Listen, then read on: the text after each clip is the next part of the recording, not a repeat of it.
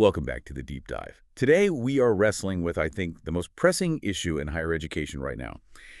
How exactly do you test knowledge, skill, and critical thinking when generative AI can produce a seemingly flawless piece of work in seconds? It's more than just a tricky policy update. It's a reckoning. If AI can handle the output, the structure, the summary, all the rote knowledge, we have to fundamentally redefine what learning is even supposed to measure. Exactly. And our sources today give us a unique vantage point. We have a comprehensive institutional blueprint, a framework for assessment and AI utilization in higher education. Yeah. This isn't just, philosophical hand-wringing. It's a practical, actionable guide. Our mission in this deep dive is really to unpack this specific framework. It's designed to make sure AI use is pedagogically sound, ethically grounded, and equitable. We're looking at the guardrails, yes, but also the new opportunities. And the scope is huge. It applies to students, of course, Mm-hmm. but also to faculty and staff who design and grade the work, and crucially, to the institution itself. It is, as the framework calls it, an entire ecosystem approach to a disruptive technology. Which is why the foundation matters so much. You can't just write a rule book. You need a philosophy behind it. So let's start there, the philosophical bedrock. There are 6 underlying principles that ground the entire document. Principle 1, in particular, feels like the core mission statement. It really is. That's human-centered learning.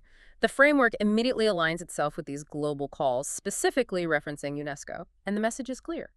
We must move assessment away from just testing easily automated, rote knowledge. The focus has to shift dramatically Towards what? towards measuring higher-order thinking, creativity, ethical reasoning, basically critical judgment. That is a profound shift. I mean, if I used to assign a paper asking students to summarize 3 schools of economic thought, well, AI wins that game. It wins easily. So now I have to ask them to synthesize those 3, maybe identify an algorithmic bias in how an AI presents one of them, and then apply it to a totally new, ungoogleable scenario. Precisely. We need to test the uniquely human skills, the interpretation, the contextualization, applying your own judgment. And that concept flows directly into the second principle, doesn't it? Yeah. Academic integrity and authenticity.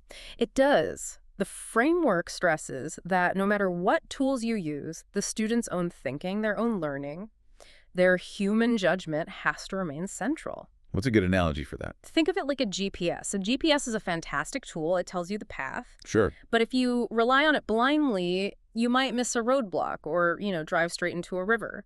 The framework says use the tool, but the driver has to be human. You can't outsource the thinking. And while we're on tools, we have to talk about Principle 3, equity and inclusion. The framework seems highly sensitive to the risk that AI could just make the digital divide worse. Absolutely. They specifically reference concerns from groups like the Teacher Task Force. If assignments start requiring advanced AI tools, but access is uneven, maybe some students have to pay for subscriptions or don't have good internet. Then the assessment is no longer fair. Exactly. So the institution is mandated to ensure equitable access. They have to actively monitor for those gaps. Okay, so those 3, human-centered learning, integrity, and equity, they form the core philosophy. The other 3 are more about execution, right? Right. They're the operating instructions. First, transparency and clarity. Everyone needs to know the rules of engagement, no gray zones. Second, pedagogical alignment. The assessment has to actually reflect what was taught. You can't teach critical analysis all semester and then give a multiple-choice test. Makes sense. And the final principle, which I think is maybe the most honest one, is continuous reflection, evaluation, and adaptation. It has to be. It acknowledges the unavoidable truth that this framework will be obsolete, and probably quickly. AI moves at a breakneck pace. The policy needs to be a living document. That need for a dynamic policy brings us to the structure itself. The framework organizes everything into 3 interconnected layers. We have layer A, the macro level, institutional governance. That's the infrastructure. Then layer B, the practical level, faculty and staff implementation. Task design and communication. And finally, layer C, the individual level, student engagement, responsible use. Let's start at the top, layer A, institutional governance. This is the heavy lifting, setting up those crucial guardrails. What's the very first move an institution has to make? A deep policy audit and development. And this isn't just about dusting off the old academic integrity policy. Bigger than that. Much bigger. They need to review policies on generative AI, sure, but also on data privacy, accessibility, and intellectual property, all at the same time. They have to define what's permissible versus what's prohibited. And I imagine one of the trickiest parts of that is just the infrastructure. It's expensive, and the tech is always changing. It is. The framework insists on tackling infrastructure and access. If an assignment requires a specific AI tool, the institution can't mandate it unless they guarantee every single student can access it equitably. So no student gets left behind because they can't afford a subscription. That's the goal. They have to proactively monitor to prevent that gap from widening. And Layer A also addresses the assignment vulnerability issue head-on, doesn't it, at a high level? It does. Governance mandates a really radical shift in assessment task design and formats. The institution has to actively encourage authentic, varied formats, things that are harder for an AI to just spit out. So we're talking about more real-world simulations, project-based work, portfolios. Oral defenses, presentations, yeah. They specifically mention monitoring the vulnerability of common formats, like those take-home essays that are just so easily generated. That seems hard to track, though. How can an institution know which of its hundreds of courses are still relying on that vulnerable format? It is hard, but the framework makes it an explicit requirement. They have to track the frequency of these high-risk formats and flag them for a mandatory redesign review. The leadership has to set the tone. And none of this works unless the people actually teaching the classes understand the tools. Exactly. Training and capacity building are mandatory. There must be specialized, continuous training for faculty on how AI tools work, their limitations, and crucially, how to redesign assessments. And for students. Clear orientation, right from the start of the semester. Responsible usage, the ethics of it all. And finally, that commitment to being dynamic comes back. Governance can't just publish the framework and walk away. The monitoring and review stage is formalized. They establish metrics tracking incidents, getting feedback, and the policy requires a comprehensive annual review. And if AI innovation speeds up? Then they meet biannually, or even more frequently. It's a commitment to continuous change. Okay, let's move down to Layer B faculty and staff implementation. This feels like the engine room of change, where policy becomes practice. This is probably the most challenging layer because it requires so much creativity and time from faculty. The central idea here is a key question they have to ask for every single assignment.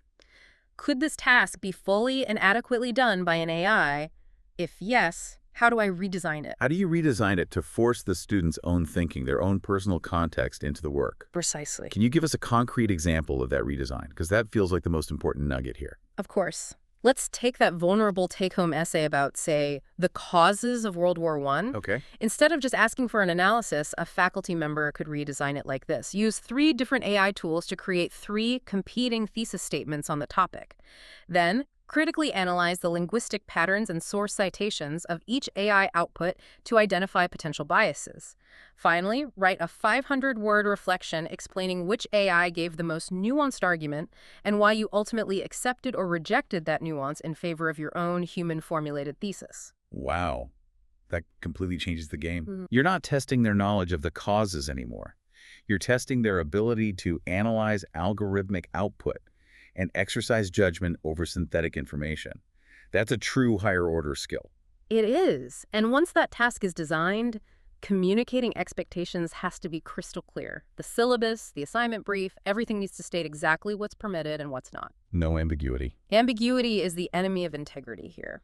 I really like that the framework also encourages faculty to see AI as a pedagogical support tool, not just a threat. Absolutely. Faculty can use it to help with feedback generation, for example, but, and this is key, they have to maintain human oversight and judgment.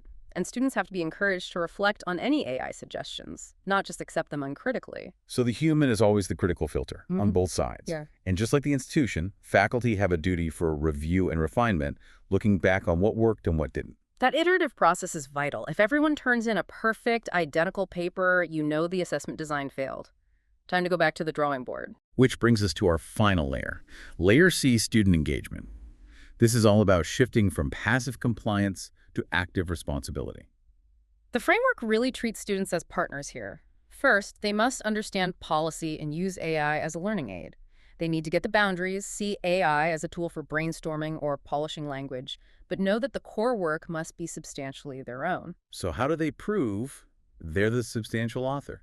Is it realistic to expect every student to document their AI use accurately? That's the big practical challenge. The framework tackles it by demanding judgment, documentation, and disclosure.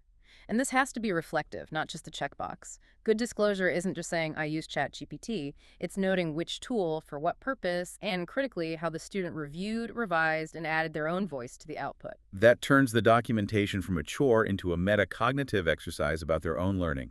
It shifts the focus squarely onto learning growth. The entire purpose is skill development, resisting the easy shortcuts.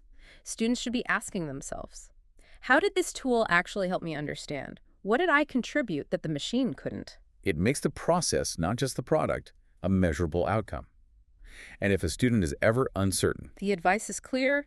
Don't guess. Seek help immediately. From instructors, from support services, whatever is available. so when we synthesize all three layers, institutional policy, faculty redesign, and student responsibility, Yeah. what does it all mean? It means higher education now has to operate as this tightly coordinated system to meet the AI challenge. The institution provides the rules and infrastructure, the faculty design tasks that demand human expertise, and the students engage responsibly using AI as a cognitive bicycle, not a replacement car. The whole framework is a blueprint for assessing higher order, AI-resistant skills. Mm-hmm. The unavoidable truth, though, is the pace of change. The governance and revision schedule we mentioned is so critical the committee has to convene annually, maybe even biannually. It is the ultimate acknowledgement that continuous adaptation is the only constant. The goal isn't stability, it's dynamic responsiveness. And ultimately, this framework forces all of us, and especially students, to focus relentlessly on what they contribute, on their critical judgment. In a world where AI can effortlessly polish a submission, this raises a huge question for every learner. How do we, and how do you, accurately measure and ultimately value the messy human process of original learning, of critical judgment, of genuine difficult thought? That truly is the new currency of assessment.